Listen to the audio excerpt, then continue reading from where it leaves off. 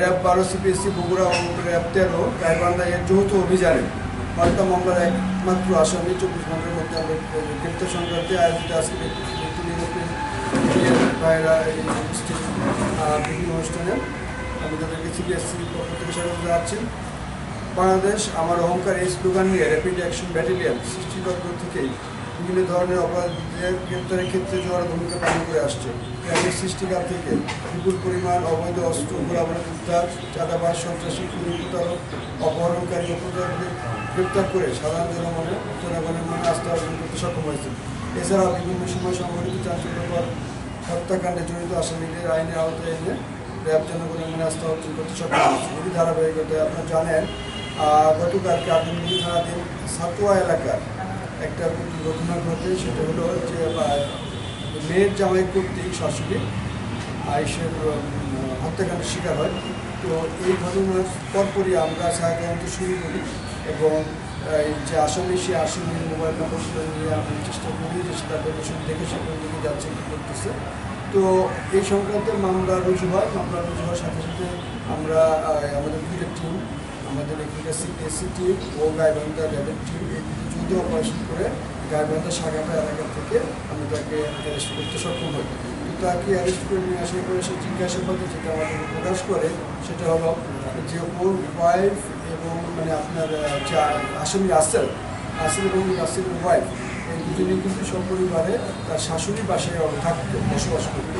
তো বিভিন্ন সময় তাদের মধ্যে টিকিটাকি কথা নিয়ে লাগতো।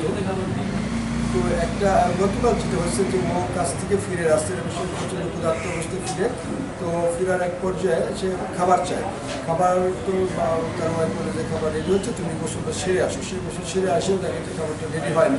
তখন প্রসঙ্গত অন্যান্য বিষয়ে আবার পরে একটা ভাগ এসে বলছিল যে আমার একটু তাড়াতাড়ি যেতে হবে, আমার যে ভাবি ওর একমাত্র ভাই যদি এসে থাকে, সেই ভাইয়ের যেহেতু ওয়াইফ এখানে থাকে, তো ওই ওয়াইফে অনেক বাজার সাথে বা যা যা প্রয়োজনীয় জিনিস কাজকর্ম থাকে সেগুলো এই রাস্তাটি করে দিবে। তারপরে সে বলছে যে ওই ভাবির একটু সমস্যা, ও গ্যাসের ট্যাবলেট কিনে দিয়ে আসতে হবে। তখন এই ভাবির সমস্যা করছে, তখন তুমি আমার চেয়ে আবার আমার ভাবিকে বেশি গুরুত্ব দাও, কিসের সংসার করে হ্যান দেন, এগুলো মানে অনেক যেটা স্বাভাবিক হাজব্যান্ড ওয়াইফের মধ্যে অনেক রকম কিন্তু হতে হয়।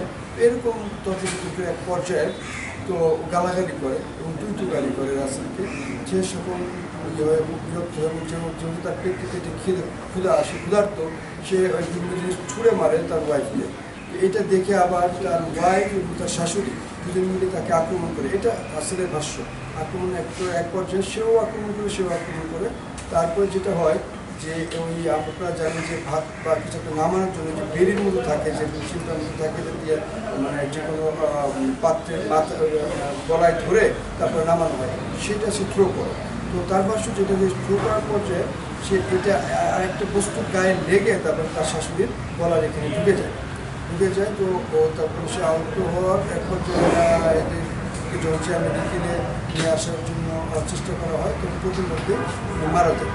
আসলে এটা এক আমার জন্য হচ্ছে পারিবারিক যে আমাদের বোঝাপড়ার ভুল বা অথবা খেপে যাওয়া, দুইজন একসাথে রেগে যাওয়া এবং স্বামী স্ত্রী একসাথে রেগে গেলে তার সাথে যদি আরও কেউ জয়েন করে, ওয়াইফের পক্ষ কেউ জয়েন করে বা স্বামীর পক্ষ কেউ জয়েন করে, এই জিনিসটা আরও বেশি ক্ষতিকর হয়ে দাঁড়ায় বা খুব বড় ধরনের দুর্ঘটনা ঘটতে পারে। তো এইটা আসলে কি আমাদের মানে মার্ডার, যেটা পরিকল্পিত মার্ডার, এরকম বিষয়টা কিন্তু এটা না। এটা জাস্ট আমার যেটা মনে হয়েছে যে মানে কথা কাটাকাটির এক পর্যায়ে সে করছে, নিজেকে ওকে আক্রমণ করছে, ও আক্রমণের চেষ্টা করছে, এক পর্যায়ে মারা দিয়ে মনে হয়। তো এই পর্যন্ত